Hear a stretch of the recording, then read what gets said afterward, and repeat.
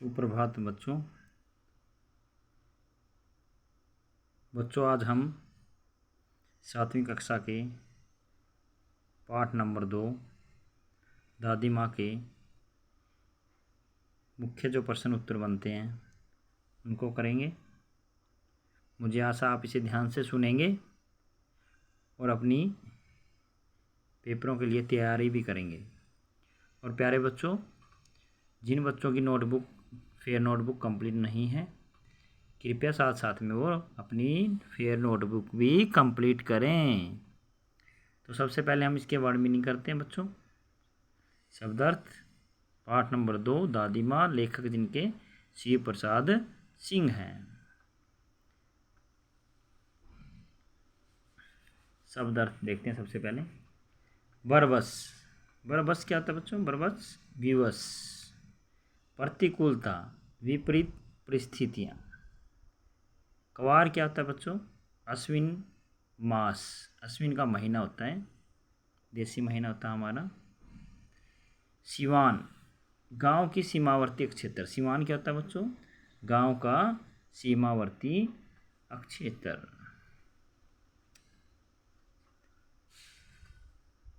हुड़ंग क्या होता है बच्चों? तीव्र इच्छा। जवर क्या होता है बच्चों? बुखार।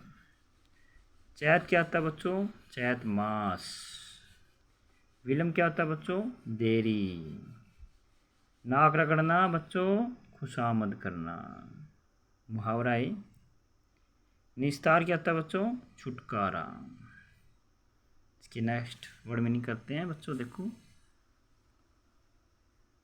ध्यान दीजिए। महामारी क्या होता है बच्चों? बीमारी का फैलना। पछुआ क्या होता है बच्चों? पश्चिम दिशा से चलने वाली वायु। जो बोलते हैं ना हम कई बार, वह पछुआ चली है, पूर्वा चली है। पूर्वा मतलब पूर्व दिशा से चलने वाली वायु, और पछुआ मतलब पश्चिम दिशा से चलने वाली वायु, हवा। घिनौनी क्या होता है बच्चों? घृणित, घृणित। सहेजना क्या होता है बच्चों? संभाल कर रखना।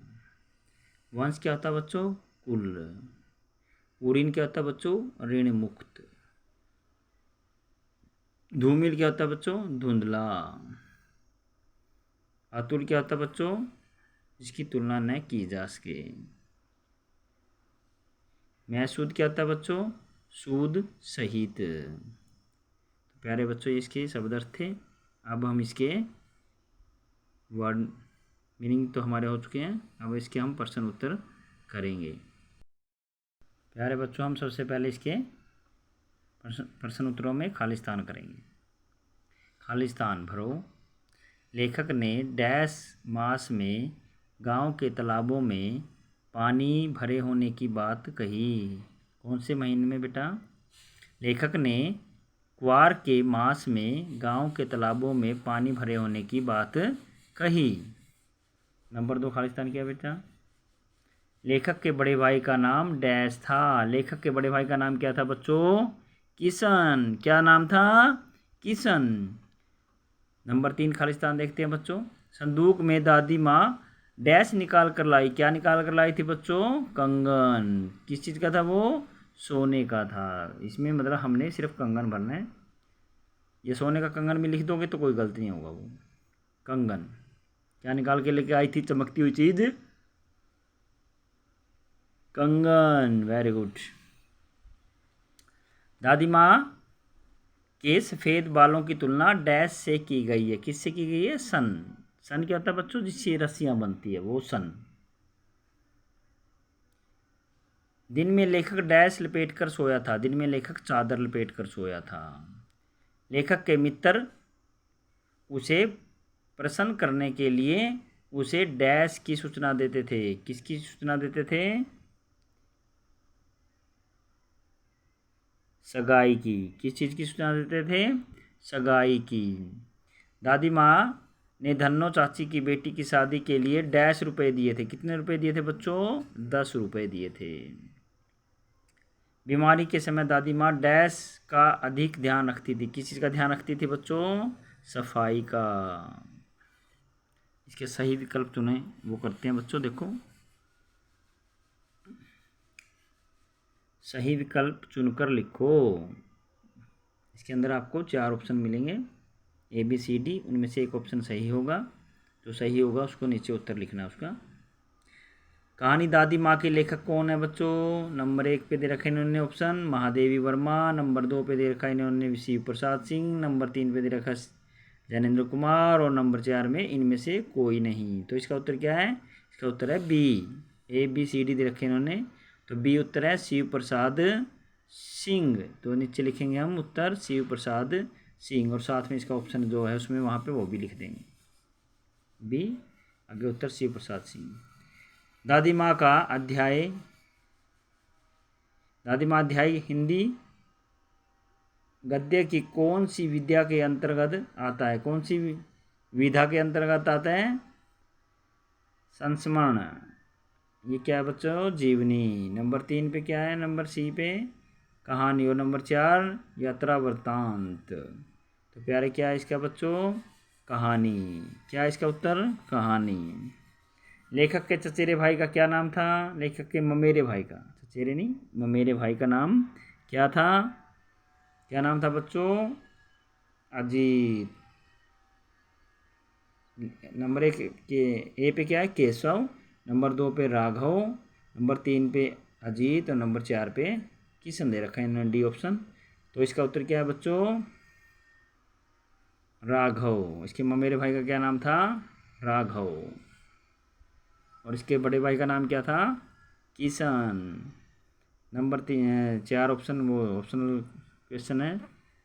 दादी माँ पाठ के संदर्भ में कड़ाके का जाड़ा किस महीने में पड़ रहा था? ए पे चैत, नंबर 2 पौष, नंबर 3 माघ, और नंबर 4 फागुन।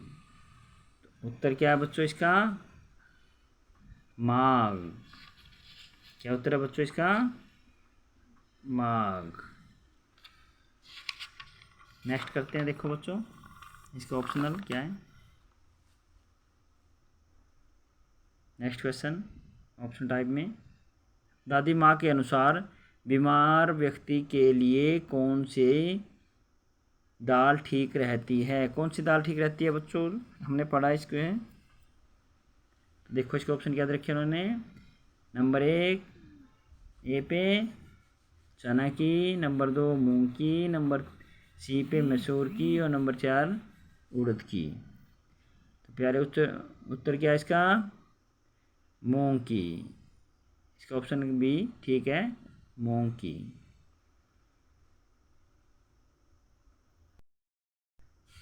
तो प्यारे बच्चों, आगे इसके अब प्रश्न उत्तर आते हैं, वो देखते हैं क्या है। पहले छोटे प्रश्न उत्तर हैं, फिर बड़े हैं। तो पहले छोटे करते हैं हम। नंबर 1 पे कौन सा है? लेखक के ने साप भ्रष्ट देवी किसे कहा है? किसे कहा है बच्चों? अपनी दादी को। किसे कहा है? अपनी दादी को।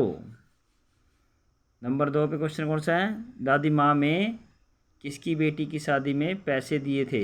दादी माँ ने किसकी बेटी की शादी में पैसे दिए थे बच्चों? रामी की चाची। नंबर 3 पे कौन सा है?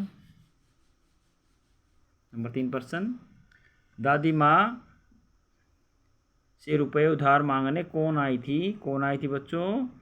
उत्तर क्या है इसका? रामी की चाची। कौन आई थी? रामी की चाची। नंबर 4 पे क्या है बच्चों क्वेश्चन? बीमारी के समय लेखक को खाने में पूरा दिन क्या मिलता था? क्या मिलता था बच्चों ने खाने में पूरा दिन? नींबू और साबू की खिचड़ी। नींबू और साबू की खिचड़ी। नींबू और साबू तो आपको पता है साबूदाना होता है, जो उसकी खिचड़ी बनती है, वाइट वाइट होता है। तो प्यारे बच्चों, इसका नेक्स्ट क्वेश्चन है, दादी माँ कहानी के आधार पर बताइए कि लेखक को कौन से दिन आ गए लगते थे?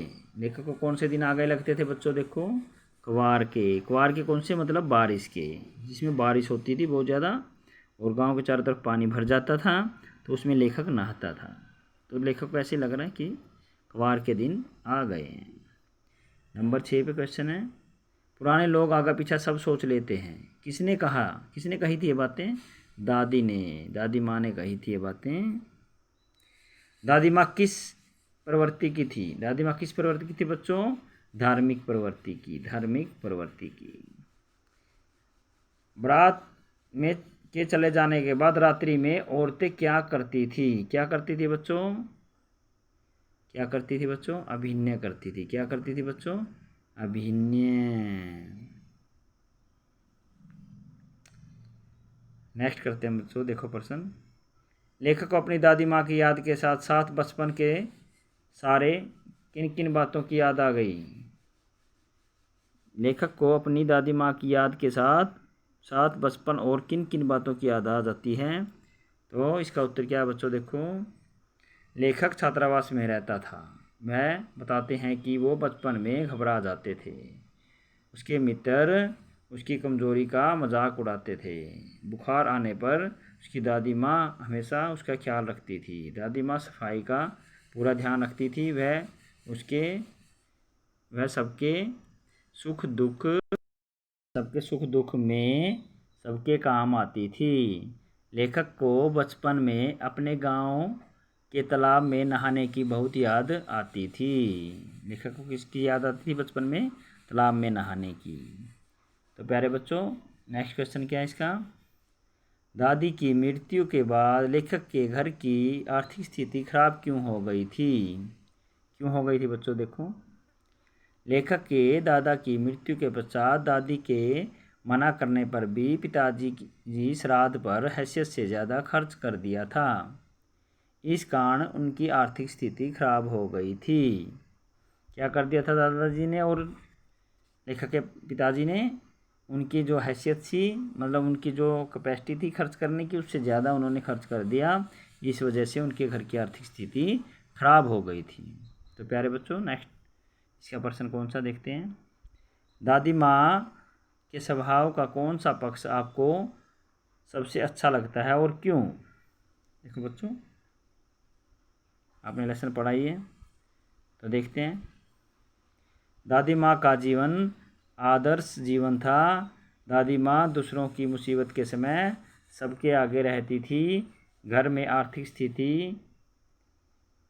संकट के समय दादी माँ अपने पति की निशानी कंगन खुशी खुशी दे देती है। दादी माँ की इन सब बातों से हमें भी दूसरों की सहायता करने की प्रेरणा मिलती है। तो क्या करती थी दादी माँ? क्या प्रेरणा मिलती है हमें दादी माँ से?